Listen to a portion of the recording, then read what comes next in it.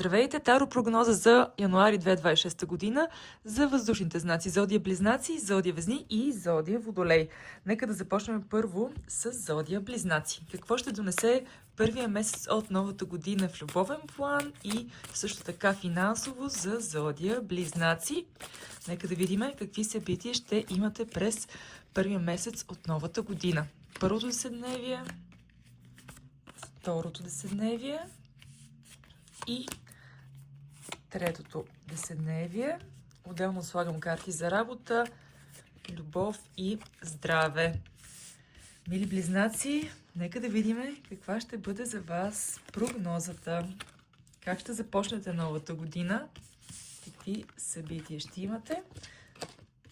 Така слагам и допълнителни карти към всички основни. Така. И отделно са работата,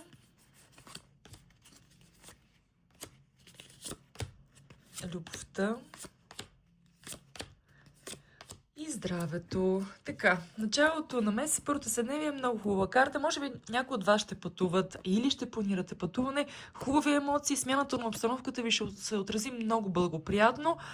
Отделно, карта на радостта, карта на щастието, въобще ще започнете в много добро настроение месец януари. Може би ще се видите с приятели, с колеги, ще имате поводи да се радвате и ще сте супер заредени. Но, като започне работното ежедневие, не е изключено да има ситуация, в която много бързо се ядосате, но и много бързо ще ви мине. Възможно да се появи някаква интересна възможност, доста неочаквана, която да даде път на нещо ново, дори може би свързано с чужбина или новина от чужбина. Вие ще искате повече свобода в работата, така, повече гъвкаво работно време дори и като цяло ще сте настроени за нови неща, символа на новото начало, но също така ще бъдете доста амбициозни, доста смели. И още една карта, която има тук символи на пътуване, така че смятам, че вие ще планирате някакво пътуване по-нататък. Може и да се появи човек или да има човек, който ви харесва и да ви покани някъде да се видите. Дори да планувате пътуване с любим човек. Второто седмице ще имате много задачи. Тук изведнъж ще ви се трупат всички неща така върху вас. Може би имейли, обаждания, документи, изпити, учене, срещи, неща в къщи. Тоест ще бъдете заети буквално по 24 часа, но съвета ми е да намерите време да се уедините, да си починете. Тази карта показва, че ако медитирате, ако си намирате така време, просто да помислите върху нещата, по-балансирано ще успеете да свършите, защото може малко така да се преуморите. Иначе, може да има някой, който ви харесва, който изпитва малко ревност и така тайно ви наблюдава. Може и в социалните мрежи, така гледа вашите профили. Но това е човек, който в същото време доста има чувства. Или е човек от миналото, който все още не ви е забравил и явно така се е върнал към спомени за вас. Карта показва, че някой ще направи някаква крачка към вас. Вие ще усетите, че някой ви харесва, може би с жест, може би с поведение, с думи, но ще имате някакво колебание за някакъв човек. Въобще така ще се колебаете в любовта и в края на месеца ще искате да си починете. Толкова много енергия, толкова много неща ще свършите през януари, че в края на месеца вече буквално ще искате още малко така някаква почивка.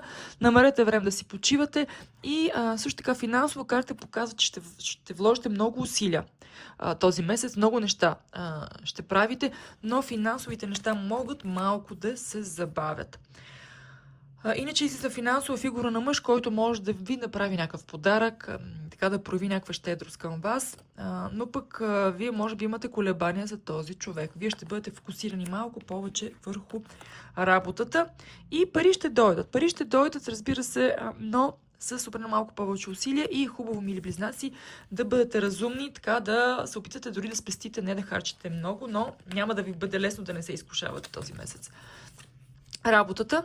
Първо, картата показва хубаво изкарване на времето с колеги, нали, след празници, хубави емоции, но едновременно с това и някакви интриги изведнъж, клюки, може би някой ще ви завижда за нещо, но тук има и финансова карта, пари към вас идват, но с цената на доста труд и усилия.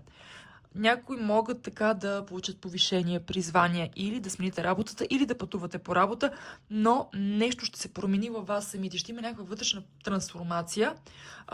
Може би ще пуснете страхове, неувереност, но това ще ви донесе успех в работен план. И любовта. Така, карта на срещите.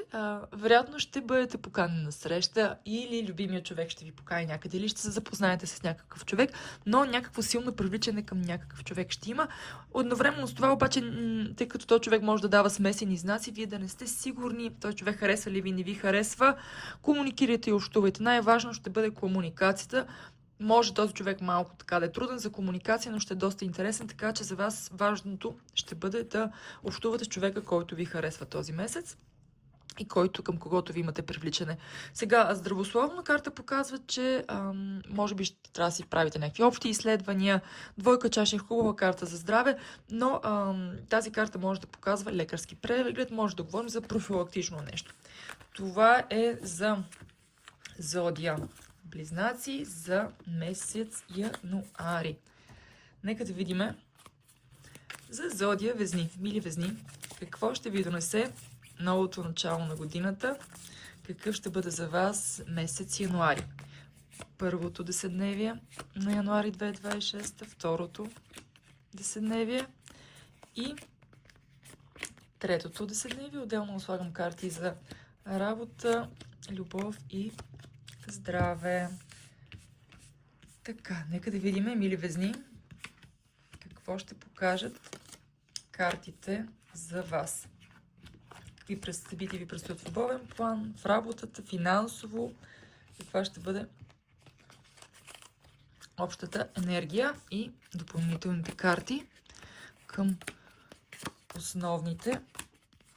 Нека да видим и те какво ще ви посъветват и какви насоки ще ви дадат. Така, и в работен план. Любовта, как ще бъде. И здравето. Така. Първо деседневие, мили Везни. Карта показва, че има нещо, което ви тежи на душата. Може би нещо свързано с любовта, с емоциите, с чувствата към някакъв човек. И има все още някакви препятствия, които трябва да преодолете. Нещо от 2025 все още може би не е приключило, не е изчистено, но това са последните стъпки, които трябва да направите, за да пуснете нещо, което ви тежи на душата. И като пуснете тези негативни емоции, вие ще се почувствате много по-спокойни, много по-уверени и изведнъж ще настъпи баланс във всичко в живота ви. В момента, в който се почувствате щастливи, свободни, душата ви е така в хармония с вас самите, това е чудесна карта. И финансова карта, хубава карта за пари. Също към вас могат да дойдат пари. Това да ви донесе също някакво спокойствие. Ще бъдете амбициозни в работата, може би ще се появи някаква възможност, някаква вест, някаква новина, която ще ви накара доста така да се задвижите, за да бъдете активни. Но внимавайте, защото ще има някаква голяма конкуренция и може някой така да се бори за нещо, което вие също много искате. Второто седневие, отново карта, която говори за мисли, за чувства. Има нещо, за което мислите, което ви тежи. Това са и негативни нагласи. Може би трябва да пуснете някакви негативни установки, такива мисли, които ви пречат понякога. Ето и самата карта символизира буквално отплуване от всичко негативно в живота ви. Може би някой от вас ще се преместят, може би ще пътувате. Пътуването ви се отрази доста благоприятно. Така, прекрасни любовни карти. Десятка чаши. Щастие. Любовниците, това са карта на влюбените, някакви много хубави събития. Дали ще стартирате с човек, който ви е на сърце отношения, дали ще се появи такъв човек, но нещо много ще ви зарадва в любовта. Също и семейството, може дори и увеличаване на семейство, раждане на дете, преместване в дом с любим човек или стъпки в тази посока. Но също така, картите показват, че вие доста обмисляте нещата в любовта. Влияете се от чувствата, влияете се от емоциите, защото сте правили ли понякога грешки, сега ще се опитвате да взимате доста рационални решения в любовен план. Излиза енергията конкретно на император, може би дори мъж чужденец или човек, който работи, пътува доста по работа, силна енергия, смела енергия. Този човек доста така ще се активира към вас, обаче вие ще бъдете малко задържани, малко затворени. Карта показва, че трябва да направите някакъв компромис в името на любовта. Не се затваряйте толкова. Карта така, определено енергията е малко така, че сте затворили.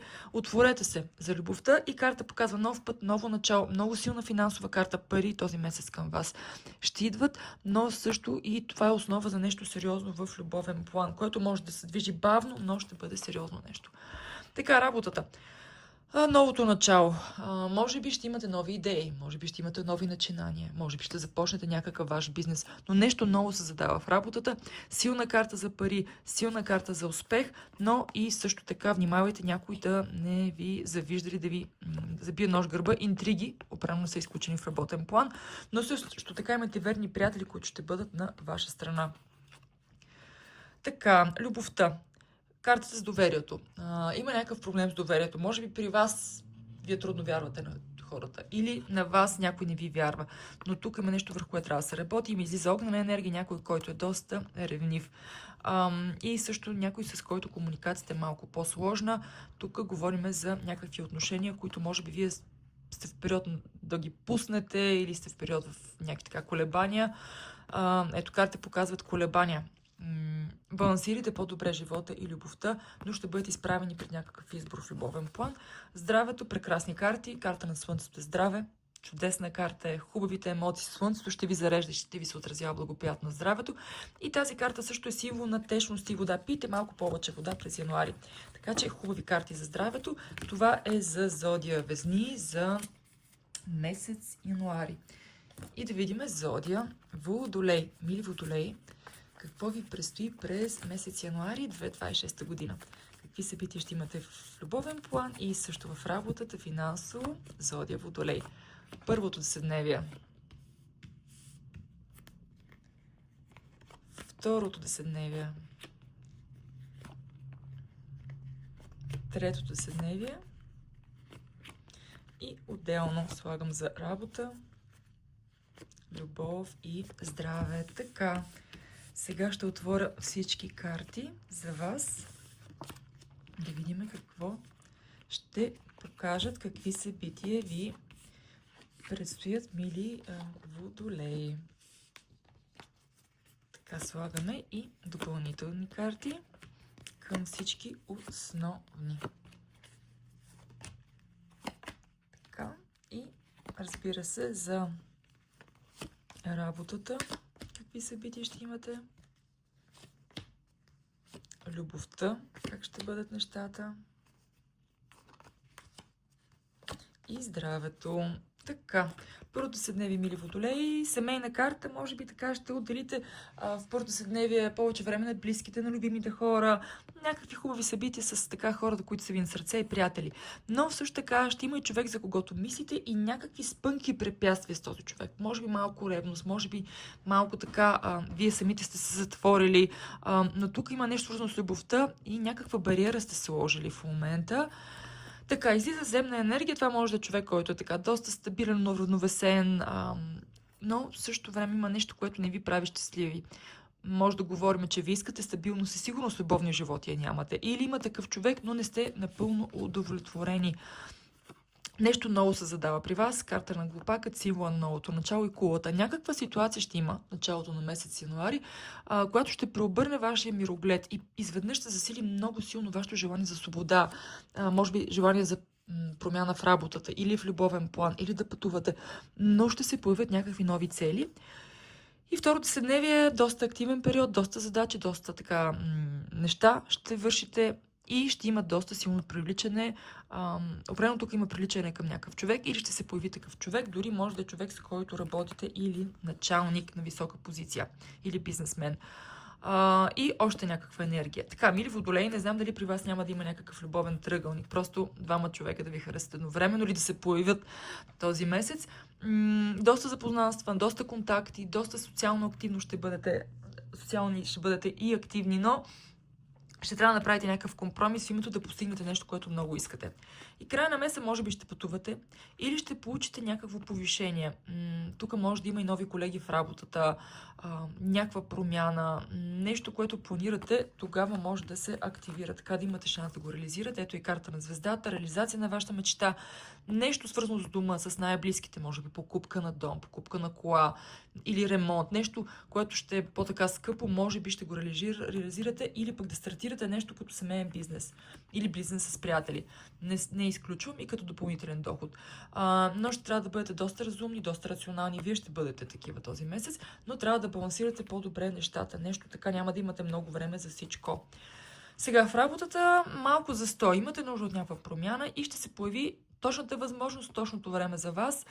Не я изпускайте, дори ако ви се струва, че ще е малко трудно, впуснете се, ще преодолеете всички препятствия и спънки, но ще трябва да бъдете търпеливи, упорити и дипломатични в работен план, за да постигнете целите си. В любовта, приятелска карта, за вас в любовта е важно и да бъдете като близки приятели с любимия човек. Това са семейни карти. Може би сте в период, в който е много важно така да имате човек семейство или имате и искате така положителни емоции, но карта говори за някаква ревност и конфликти, може би с любим човек. Внимавайте от изкушение, някой така ще се появи този месец, към когото ще изпитвате доста силни чувства и така физическо привличане, и както и той към вас, задава се изкушение в любовен план. Така, здравето, движете се повече през януари месец, наблюдавайте щитовидната жлеза, хормоналния баланс и хранителен режим и гледайте повече да имате положителни емоции. Нещо за нещо може да се притеснявате и това да ви влияе малко на здравето. Така че избягвайте стреса, мили водолеи. Това е за месец януари 2026 година. Пожелавам ви прекрасно начало на новата година.